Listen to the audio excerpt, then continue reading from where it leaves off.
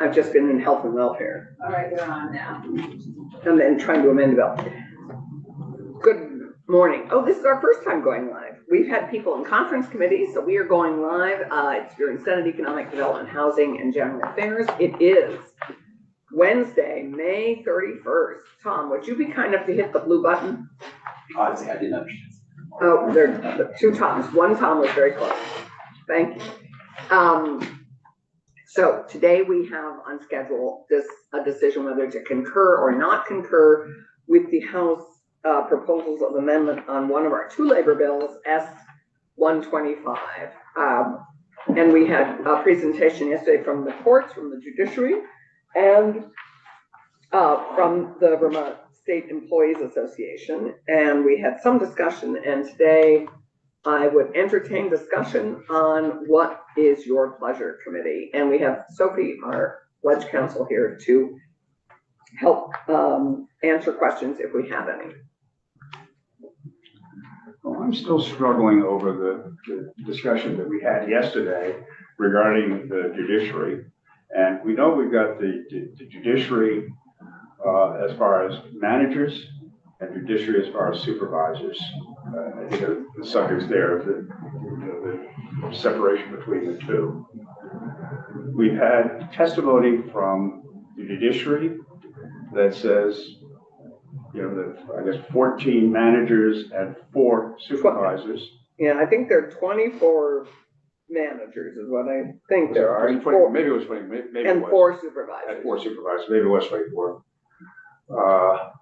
I did last night get, had a discussion with one of the lobbyists for the union. He convinced us never to do anything to do with the union again. I'm kidding. It's Vince Luzzi. And former chair of this committee. Former chair of this committee. And I also got some information from the judiciary. And one of the things they submitted was a document opposing the addition of managers. And it was signed by, I think, all of the managers saying they didn't want it. I don't know if any of you got anything like that. I have to say there were so many vote no on H454 that I didn't make it to the ones that I got 1 or 2 of those. Don't support.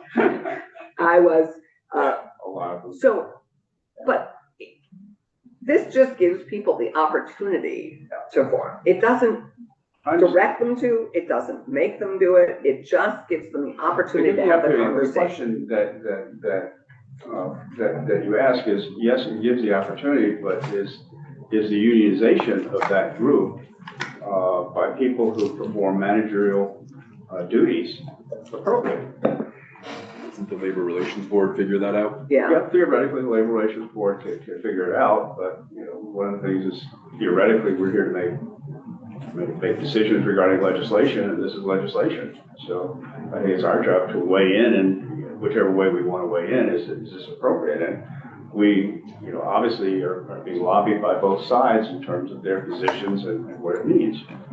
And so it would be interesting to hear your perspectives about, what do you think about the appropriateness of people in managerial positions of that type, and we'll take them obviously separately, to be in a bargaining unit when the people that they manage and oversee are also in a bargaining unit, albeit a separate one. I bring it back to the point the chair made. For me, it's just, it doesn't mandate they unionize. It just gives them that option where they can work through those kinks. So that way, if they are feeling like their working conditions aren't as optimal or as fair as they could be, then will have the choice to start to try to negotiate through this process. But it's not mandating that they form a union. no. And well, you consider the issue of a supervisor of a group in state government. Suppose, theoretically, you don't have the ability to close down the enterprise with the strike that you might have in a private company. But one of the things that private companies think about is what happens if the managers go on strike? Who manages the people that they're supposed to manage? I've often thought about that, going on strike as the mother of the household. I'm the manager of the household. What would happen to our family setting? And it's just a thought, and I'd be interested again to hear your perspectives. So, my perspective is on the decision about the managers is that would be, my understanding, and correct me if I'm wrong, is that would be the Vermont Labor Relations Board who would determine who could be eligible, who would be eligible as a group of people to have this conversation. So I think that would be one of the first determinations that would have to be made. Yeah, typically. So help me, counselor. Yeah, so typically the union or whoever's organizing the employees, they would get cards signed, interest in Right. being part of the union. And ultimately what happens is each side, the managers, the labor, and the employer will provide the list of who they think should be in the proposed bargaining unit. And then, the Labor Relations Board, they'll try and work that out, between the parties, sort of mediate through, get some sense of what different people do in their jobs. But ultimately, you would do a hearing, you put on evidence as to what individual, and again, it's not the individuals, it's their positions. But again, the Labor Relations Board does a pretty fact-intensive analysis of what does this person do in their job. Does that qualify them as a supervisor? Does it qualify them as a manager? Does it qualify them as a confidential employee? And then they'll make the determination as to who would be eligible to be in the unit. Right. So I feel comfortable and trust that process. If that doesn't, that is a pretty independent body. We've ensured that it is. And I actually have confidence in that process. And so I feel comfortable with giving that to the VLRB if that's in fact where it goes. I mean, they may not be interested in even taking it to the VLRB, and they may not even be interested in having that conversation. So all we're doing is giving them the opportunity, if they want to take advantage of it, to organize if they want. I am not familiar with the BLRB. Are you? Do you have any concerns? Is that some area that we I'm should? not familiar with, I have no contact one way or the other with them, so I don't Well, know what opinion. We've had the executive director in to testify here, because remember, we were wanting to add another lawyer to Right. reduce her workload, but the board itself is, I believe, They have six board members, and so two come from labor, two come from the management side, and two are neutrals. right. And then any panel is typically 3 board members, so 1 neutral, one from management, 1 from labor. And we approve those people who are appointed, and they are all appointed by the governor, and they all have to pass muster with us.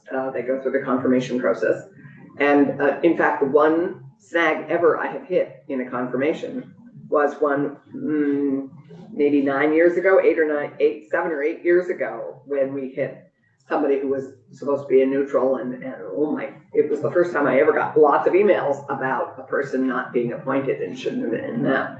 That was very interesting. So people pay attention and make sure that they are representing the areas they are supposed to represent on that board. So I have confidence that, and I've seen that board in action, I think that I'm fine leaving that with the board. I trust the process that we have in place. David, do you have any thoughts?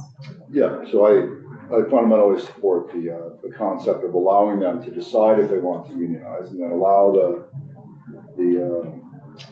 labor review board to adjudicate how appropriate or inappropriate it might be. So I'm okay with letting this move forward. What kind of people or classes of people by job category should not be able to unionize? Eddie? We're not able For the to. committee, as to what where would you draw the line that this group of people should be able to unionize and this group should not? Well, I think that's determined by law, isn't it? Who can unionize and who can't. So there are definitions of supervisors are defined in the statutes. Managers are typically not defined, and then confidential Meaning not employees. defined means They're not not defined in the authorized. statute. I mean, that's just kind of understood that, and usually, well, I shouldn't say that, because in some statutes they are defined, but it's at a high level. I mean, managers are the people that are making budget decisions, policy decisions, managing, divisions and. But you haven't really finished the sentence, so they can't unionize. Managers. Oh, managers cannot, Okay. right. Managers cannot, confidential employees cannot. So again, if you have somebody your chief financial officer, your, sometimes the chief IT person. There are certain people that. Is there a particular statute that you're referring to when you say that? If so, what is it? Well, the supervisory employees, the definition of a supervisory employee is pretty consistent across many of the labor relations statutes. So I think it's pretty similar in SELRA, the State Employee Labor Relations Act, JELRA, the Judiciary Employee Labor Relations Act, MIRA, the Municipal Employees Labor Relations Act. I think in SELRA too, maybe the State Labor Relations Act, and it's pretty consistent with what's in the National Labor Relations Act. So again, under some statutes, the supervisors can organize, and in some they can't, but they are defined the same way, more or less across statutes. And you say some are and some are not. Right. So under the State Employee Labor Relations Act, supervisors can organize and have been since I think 1977. Under the National Labor Relations Act, under the State Labor Relations Act, under the Judiciary Employee Labor Relations Act, and the Municipal Employee Labor Relations Act, supervisors currently cannot organize. Currently cannot organize. Right. When you say the act, what is the language? What does it specifically say in terms of guiding us? Under SELRA, which is what this one is on. And if I have it with me, I've got so many bits of paper from, although I can certainly look it up too. So, we're going to be going on the floor in 10 minutes. Plenty of time.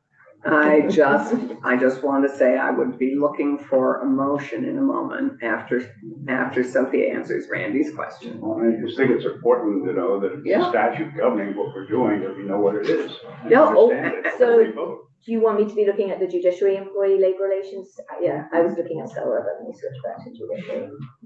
I think, if I may, while you look that up, to Senator Brock's previous point, I wanted to sort of understand where that line is, and I guess managerial and supervisory roles where they are expected to act in the interest of the employer is traditionally under the National Labor Relations Board, who can't unionize when their role is to act on the benefit of the employer. And that's, I guess, how they probably adjudicate that when they look at at our Vermont Labor Relations Board as to whether or not these supervisory roles are functionally behaving on behalf of the employer, or if they do have rights that they want to advocate for their fellow employees.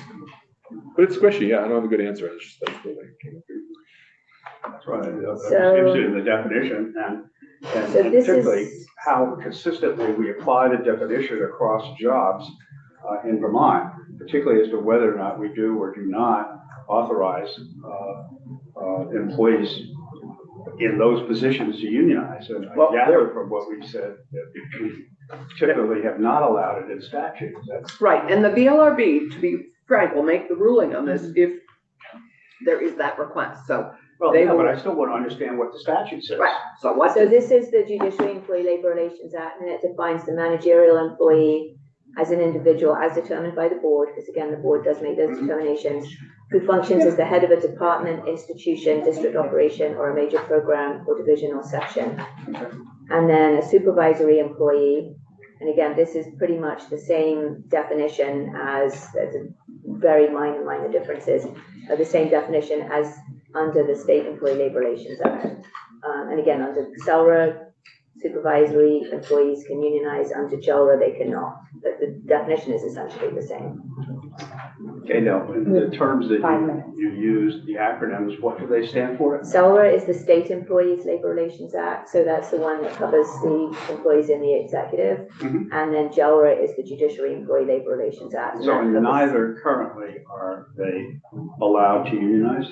So under the Judiciary statute, no. Under the State Employee statute, yes.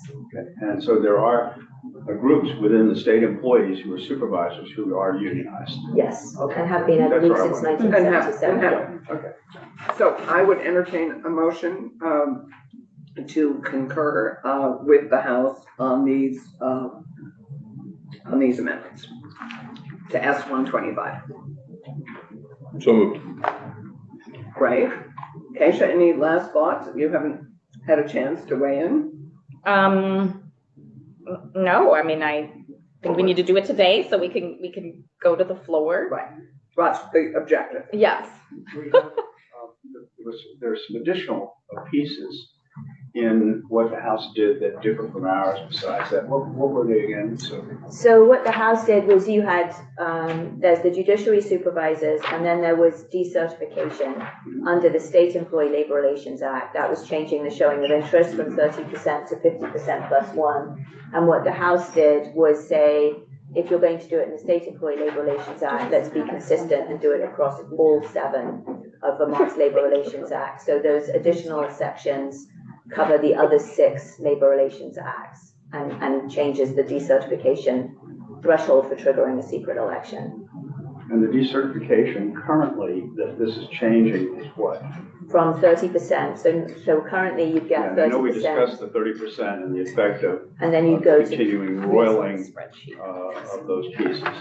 And we went to 50%. Right, you went to 50% plus 1 to trigger an election.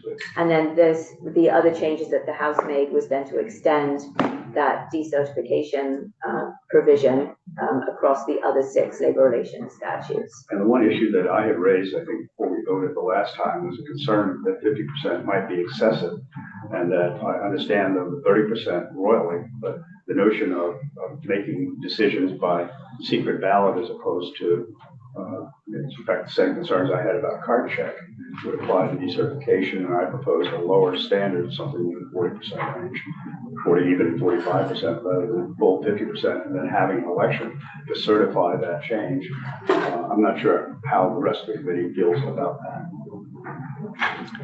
I am ready to vote. I mean, I And just you have to go to get the the- bathroom and then go to the floor. And, So I think there's a motion on the table. Yeah, And I think we have discussed this, we passed, this is as the bill, this is what we passed to the House, and the House confirmed our value on this.